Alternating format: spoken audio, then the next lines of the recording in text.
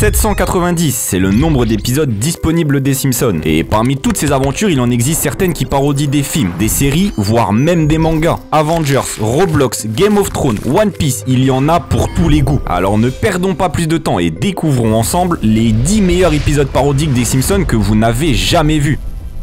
On commence avec l'épisode d'Énigme, inspiré par le film Venom. Dans un magasin de vêtements, on retrouve Homer qui essaye des jeans. Son ami l'encourage à en acheter un pour séduire Marge qui est serveuse dans le café juste en face. Mais à côté de la boutique, un alien en forme de pantalon débarque sur Terre. Il se glisse dans la cabine d'essayage et Homer l'enfile sans réfléchir. Son nouveau jean lui va tellement bien qu'il s'empresse d'aller draguer Marge. Sauf qu'au même moment, un braqueur entre dans la boutique et la menace. En voyant ça, Homer attaque directement le criminel puis le neutralise. La police arrive ensuite sur place, le prend pour le coupable et se lance à sa poursuite.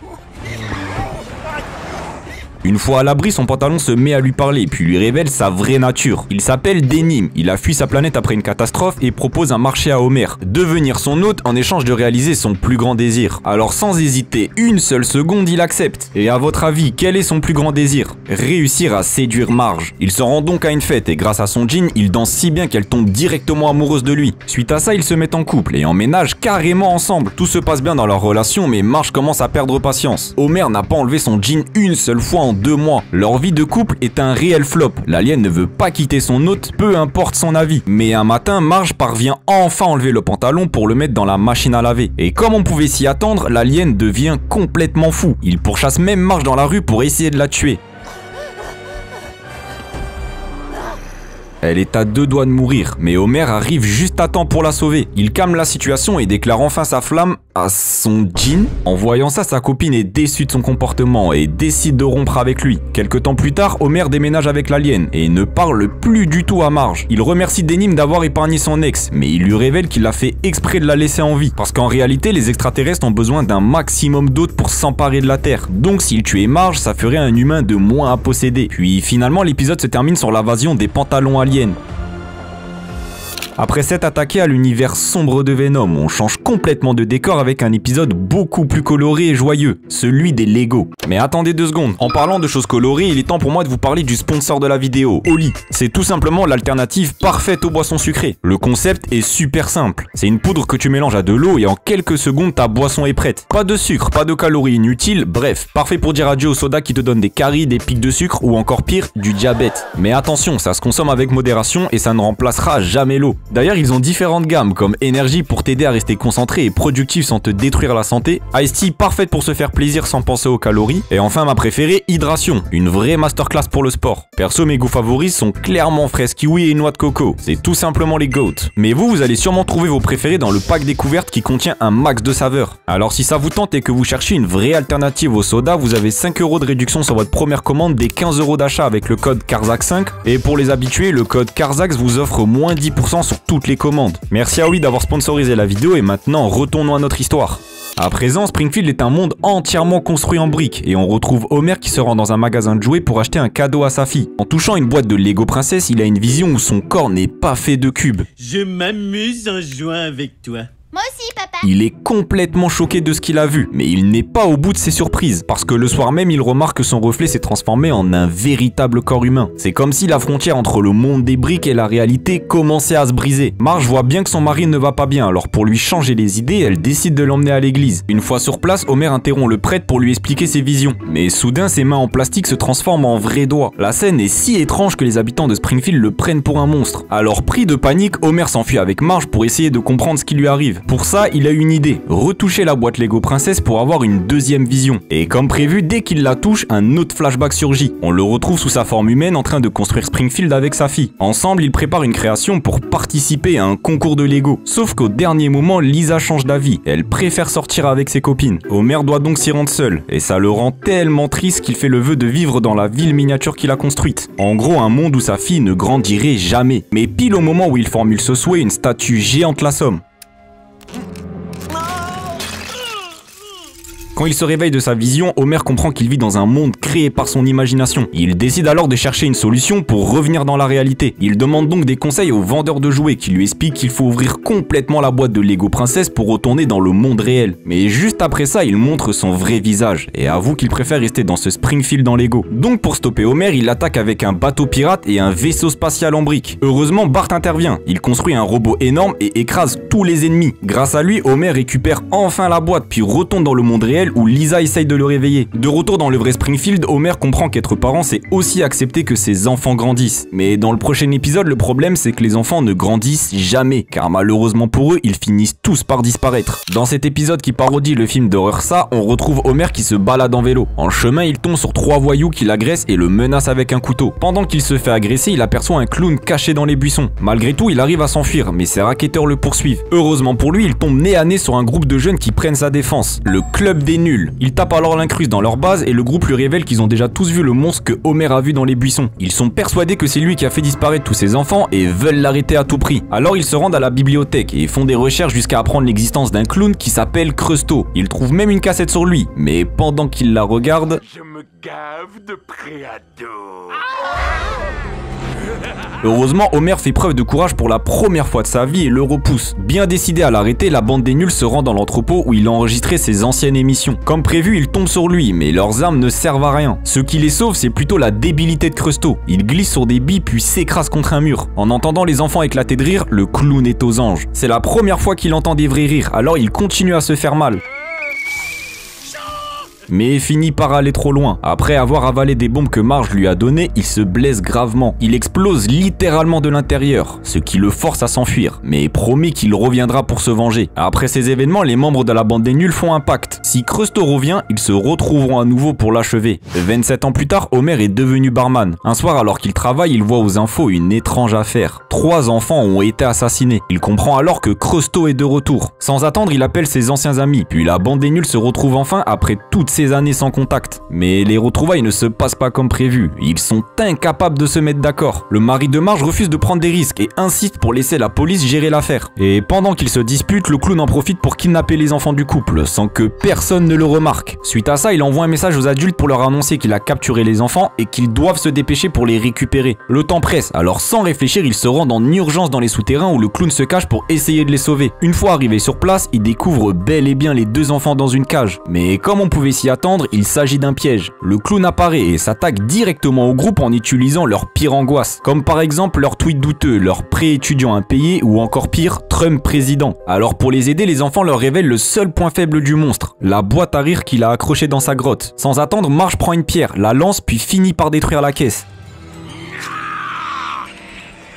Cresto finit par disparaître et les âmes des enfants qu'il a dévorés sont enfin libérées. Mais malheureusement, Marge a agi trop tard. Le monstre a eu le temps de tuer son mari. Et à peine décédé, Homer ne perd pas de temps et se met directement en couple avec elle. C'est vraiment le kiffeur qu'il pense être. Dans le prochain épisode, on part en direction du royaume de Springfieldia, une parodie de Game of Thrones. Pendant une sortie en famille, Marge s'aperçoit que sa mère a une main gelée. Elle l'emmène donc voir le médecin qui est sûr de lui. C'est le résultat de la morsure d'un marcheur blanc. Et elle se transformera en statue de glace d'ici une semaine s'ils ne font rien. Mais heureusement, il existe un remède, à savoir une amulette de feu extrêmement chère. Marge oblige alors Homer à trouver l'argent pour sauver sa mère, chose impossible vu qu'il n'est qu'un simple paysan. Il essaye quand même de négocier son salaire avec le seigneur, mais il ne prend pas sa demande au sérieux. Désespéré, il ne sait plus quoi faire. Mais Lisa décide de lui venir en aide. Elle prend la pépite porte-bonheur de son père et la transforme en or. En voyant ça, Homer comprend que sa fille a toujours eu des pouvoirs magiques et qu'elle les avait cachés par peur d'être utilisée comme esclave pour le roi. Quoi qu'il en soit, ils ont maintenant assez d'argent pour acheter le remède. Ils rentrent donc à la maison et donnent l'amulette à la mère de Marge. Elle est enfin guérie. Mais des mages débarquent chez les Simpsons et capturent Lisa parce qu'ils les avaient repérés en train d'utiliser ses pouvoirs. Ça en est trop pour Homer. Il se révolte et emmène tous les habitants du royaume pour attaquer le château où elle est enfermée. Ils parviennent à rentrer dans la forteresse, mais un dragon leur bloque la route. Alors pour libérer sa petite fille, la mère de Marge se sacrifie. Elle retire son amulette, se transforme en statue de glace et parvient à tuer la créature.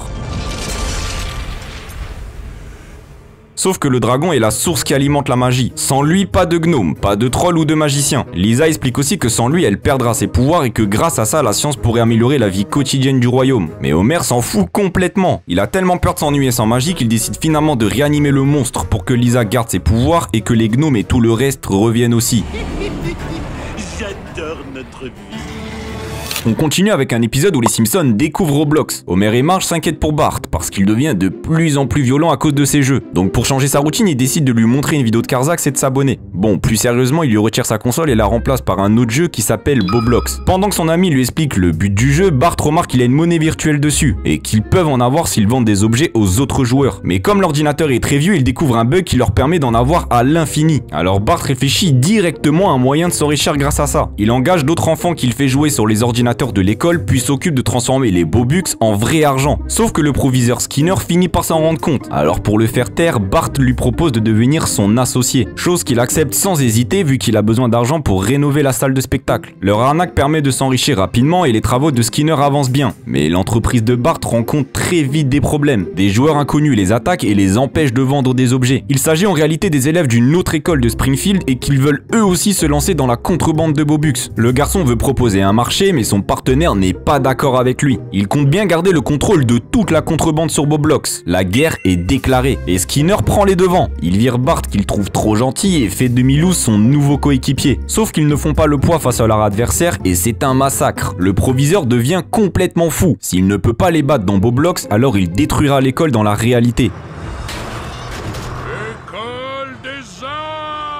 Mais heureusement, Bart s'interpose, s'explique avec lui et l'empêche de détruire le bâtiment. Skinner accepte finalement de perdre la guerre et les deux associés repartent comme des amis. Le prochain épisode se déroule dans une version japonaise de Springfield et il parodie l'anime Death Note. Lisa se promène tranquillement dans la rue, mais sans prévenir, un livre appelé le Tome de la Mort tombe à ses pieds. Des règles sont inscrites à l'intérieur. Si on note le nom d'une personne dedans, il meurt. Sauf qu'il faut faire attention, parce qu'il est interdit de tuer 2 fois de la même manière. Bien sûr, Lisa pense qu'il s'agit d'une blague, mais elle décide quand même de le garder. Une fois chez elle à la télé, elle voit une prise d'otage en direct. Et vu qu'elle est curieuse, elle note le nom du criminel dans le livre. Et ça fonctionne. Il meurt instantanément d'une crise cardiaque. Même si elle a tué quelqu'un, ça ne la rend pas triste. Au contraire, elle est persuadée d'être une véritable héroïne. Mais au même moment, un dieu de la mort, ou aussi appelé Shinigami, sort du livre. Loin d'être effrayée, elle veut faire son maximum pour rendre le monde meilleur avec son nouveau pouvoir. Et ça tombe bien, parce que juste après, elle entend ses parents discuter avec Monsieur Burns. Il révèle à Homer et Marge qu'il compte détruire toutes les banquises du monde pour gagner un maximum d'argent. Lisa est révoltée, alors sans aucune hésitation, elle le fait mourir. Puis pour être sûr que personne ne prenne la relève de Monsieur Burns, elle décide de massacrer tous ses associés dans son livre. Mais comme elle ne peut jamais tuer 2 fois de la même manière, ses méthodes deviennent de plus en plus étranges. L'un meurt d'un saut en parachute, un autre est tué par une hélice d'avion et il y en a même un qui se fait attaquer par un crocodile. Toutes ces morts finissent par attirer l'attention d'un mystérieux détective nommé L. Lisa comprend que derrière cette lettre se cache un véritable nom, puis finit par comprendre qu'il s'agit en réalité de Bart. Au moment où elle s'en rend compte, son frère la retrouve. Il sait pour le tome de la mort parce qu'il a lu son journal intime. Alors Lisa n'a pas le choix. Elle écrit un nom dans le Death Note, mais au lieu d'inscrire celui de son frère, elle tue le Shinigami. Elle ne veut plus tuer personne et veut retrouver sa vie d'avant. Malheureusement pour elle, cette action la condamne à jamais. Celui qui tue un dieu de la mort doit en devenir un à son tour. Mais on peut dire que c'est un mal pour un bien. Lisa devient la nouvelle gardienne du Death Note et finit même par se réconcilier avec son frère. Bart Super Vilain est une parodie de la saga Avengers. Toute la famille Simpson est au cinéma pour regarder le nouveau film de super-héros qui est sorti. Il y a des personnages comme Magnesium Man, Shinos ou même le héros préféré de Bart, Airshot. Mais comme le méchant gagne à la fin, tout le monde est obligé d'attendre la suite. 11 mois plus tard à l'école de Springfield, les élèves parlent tous de la traîne du drapeau humain. Elle est connue pour être super dangereuse et on retrouve justement Bart et ses potes en train de l'essayer. Sauf qu'ils finissent par faire un accident qui envoie Milhouse à l'hôpital. Alors suite à ça, ses parents engagent l'acteur d'Airshot pour venir réconforter leur fils. Au moment où le super-héros arrive dans la chambre, Bart prend la place de son meilleur ami. Le garçon fait semblant d'être malade vu qu'il est super fan de lui. Il discute un peu puis l'acteur finit par s'endormir. Alors Bart en profite pour voler son ordinateur. À l'intérieur, il trouve la suite du film, donc il peut le regarder avant tout le monde. Et évidemment, il ne va pas rester silencieux. Dorénavant, si on ne lui obéit pas, il menace de spoiler la fin du film. Quand Milhouse apprend tout ce qu'a fait Bart, il s'énerve et va voir son ami dans le jardin. Alors qu'ils se disputent, Magnesium Man sort de nulle part puis emmène Bart dans une autre dimension. Là-bas, tous les super-héros existent réellement. Il révèle alors au garçon qu'Airshot est mort à cause de ses spoils et que s'il continue, il risque même d'assassiner tous les héros. Évidemment, Bart les croit sur parole et se met à pleurer, sans se douter une seule seconde que tout ça est faux et qu'il ne s'agit que d'une mise en scène. Les producteurs de Disney cherchent à le manipuler manipuler pour qu'il arrête de spoiler la fin du prochain film. Il décide même d'aller encore plus loin dans la simulation. Des monstres surgissent, capturent Bart et l'emmènent devant Shinos, le grand méchant du film. Celui-ci propose un marché. S'il révèle les points faibles des super-héros, il lui donnera des vrais pouvoirs. Bart hésite, mais contre toute attente, il détruit l'arme de Shinos et sauve le monde. Surpris par son geste, les producteurs décident de le ramener discrètement chez lui. À son réveil, tout est de retour à la normale. Enfin, presque, parce qu'en réalité, la maison des Simpsons est toujours surveillée par Disney. L'épisode Untitled Robot Parodie, qui parodie bien évidemment Transformers, commence à Noël. Bart achète ses cadeaux à la dernière minute dans un magasin d'occasion. Il trouve un camion qui se transforme en voiture de sport et décide de le prendre pour faire plaisir à Lisa sans savoir que c'est un Transformers. Il lui offre alors sous le sapin et la petite fille est si émue qu'elle prend son frère dans ses bras. Mais pendant ce temps, Maggie voit le robot se transformer et littéralement détruire une étoile de Noël. Dans la nuit, le robot se change à nouveau et utilise un rayon pour rendre tous les appareils de la maison vivants et se crée une véritable armée de Transformers, comptant par exemple la radio ou la lampe de Lisa. Le lendemain, quand Homer monte dans sa voiture pour partir au travail, elle se transforme carrément en Optimus Prime et prépare à se battre contre son rival de toujours qui se trouve être la voiture de Flanders. Les deux autos commencent alors à se battre. C'est à ce moment-là qu'on comprend que la guerre entre les robots ne se limite plus aux deux voisins, parce qu'elle s'est étendue dans tout Springfield. Mais le conflit est vite interrompu par Marge qui tente de les réconcilier. Elle leur demande pourquoi ils se battent sans cesse. Et après réflexion, aucun d'eux se souvient de la raison. Ils décident alors de faire une trêve et de coopérer pour mieux conquérir la Terre. Nous pouvons nous unir pour asservir votre planète. L'épisode se termine avec les robots qui tapent leur meilleur baby-foot en utilisant les habitants de Springfield. B9 Rewind est une parodie de Destination Finale. Pour la suite de l'histoire, on retrouve Lisa le jour de son anniversaire. Elle va avoir 9 ans, mais elle est triste à l'idée de grandir. Ses parents l'appellent alors pour venir manger le gâteau. Elle descend donc pour rejoindre sa fête, sauf que ça la déprime encore plus. Lisa fait même le souhait qu'on la tue tout de suite, quand soudain une voiture fonce dans le mur de sa maison et la percute. Mais au lieu de mourir, elle revient quelques minutes en arrière. C'est à ce moment-là qu'elle comprend qu'elle a le pouvoir de changer le destin. Alors sans attendre, elle place Milouz là où elle se trouvait juste avant pour qu'il se fasse percuter à sa place. Bon, vous avez tué un mioche. Elle est enfin sauvée, mais juste après ça, Nelson la prend à part et veut lui parler dans le jardin. Il s'apprête à lui dire quelque chose d'important, mais avant même de pouvoir expliquer quoi que ce soit, une cabane les écrase. C'est d'ailleurs à ce moment-là que les deux enfants comprennent qu'ils sont dans une boucle temporelle. Suite à ça, ils s'allient et cherchent tous les moyens possibles d'échapper à la mort. Mais malheureusement pour eux, à chaque fois ça tourne mal. Ils comprennent alors qu'il leur faut un plan pour briser la boucle. Et ça tombe bien parce qu'ils ont une idée. Les enfants veulent se rendre dans la forêt et tuer le conducteur avant qu'il percute la maison des Simpsons. Et cette fois-ci, tout se passe comme prévu grâce à la force de Nelson et à l'intelligence de Lisa. On est vivant. La boucle est brisée. Enfin de retour chez elle, tout revient à la normale dans sa vie. Bon, il y a juste ce petit qui a encore la tête retournée, mais on va dire que ça aussi c'est normal. Pour le dernier épisode, on remonte dans le temps avec l'excellente aventure de Bart et Homer qui parodie la saga de films Retour vers le futur. On retrouve Bart qui veut acheter une BD collector de Radioactive Man. Mais vu qu'elle est trop chère, il se dit qu'en retournant dans le passé, genre vers les années 1974, il pourrait l'avoir pour seulement 25 centimes. Par chance, il croise le professeur Fring qui lui demande de surveiller sa DeLorean pendant qu'il va manger un truc. Ni une ni deux, Bart saute dedans et voyage dans le temps. En arrivant dans le passé, il croise son père adolescent à l'école de Springfield et va le saluer. Ouais, fin à sa façon quoi, il va lui lancer quelques pics et quelques insultes. T'es qui, toi? Je suis ton futur fils non désiré qui va te pourrir la vie. Sauf qu'en voyant ça, Marge va s'énerver contre Homer pour défendre Bart. Ce qui va créer une embrouille entre les deux et changer leur futur puisqu'ils ne finiront jamais ensemble. Mademoiselle, quoi que vous fassiez, n'épousez pas ce singe. Quand Bart retourne dans le présent, il découvre que Marge s'est mariée avec un gars super riche, genre bien mieux qu'Homer. Mais Homer du passé a réussi à suivre Bart dans le futur, et choqué de voir ce que sa vie est devenue, il décide de tout changer. Il appelle alors toutes les autres versions de lui-même pour attaquer la villa du nouveau mari de Marge. Sauf que petit problème, le gars fait des sports de combat et défonce tous les Homer sans effort. Finalement, Marge assiste à la scène, et touchée par tout l'amour et les efforts de Homer, elle décide de revenir avec lui. L'espace-temps est donc rétabli. Encore merci à Oli d'avoir sponsorisé la vidéo. N'oubliez pas, Oli c'est sans sucre et bien meilleur pour la santé que vos boissons habituelles. Le lien est dispo en description et vous avez aussi le QR code à l'écran pour tester directement. Puis n'oubliez pas d'utiliser les codes promo pour profiter des réductions. Et nous on se retrouve très vite pour la prochaine vidéo, alors n'hésitez pas à vous abonner.